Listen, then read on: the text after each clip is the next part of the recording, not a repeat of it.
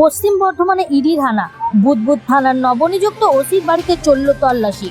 মঙ্গলবার সকাল হতেই পশ্চিম বর্ধমান জেলা জুড়ে চাঞ্চল্য ছড়ালো কেন্দ্রীয় তদন্তকারী সংস্থা এনফোর্সমেন্ট ডিরেক্টরের অভিযানে।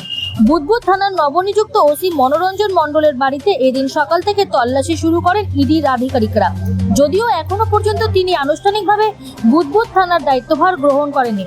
সূত্রের খবর, সকাল থেকে ইডির একটি দল ওসি মনোরঞ্জন মণ্ডলের বাড়িতে ঢুকে বিভিন্ন গুরুত্বপূর্ণ নথিপত্র এবং আর্থিক লেনদেন সংক্রান্ত কাগজপত্র খতিয়ে দেখছেন। অভিযানের সময় নিরাপত্তার স্বার্থে বাড়ির বাইরে মোতায়েন করা হয়েছে কেন্দ্রীয় বাহিনীর জওয়ানদের। উল্লেখ্য, কয়েক মাস আগে মনোরঞ্জন মণ্ডলকে সাসপেন্ড করা হয়েছিল।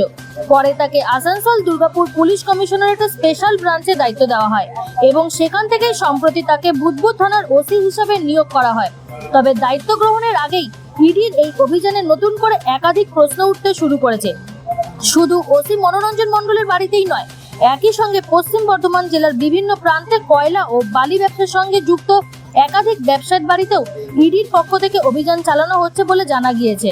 জেলার একাধিক এলাকায় এই তল্লাশি অভিযান ঘিরে ব্যাপক চাঞ্চল্য ও উত্তেজনা ছড়িয়েছে। যদিও এই অভিযানের প্রকৃত কারণ এবং তদন্তের পরিধি নিয়ে এখনো পর্যন্ত ইডির পক্ষ থেকে কোনো আনুষ্ঠানিক বিবৃতি দেওয়া হয়নি।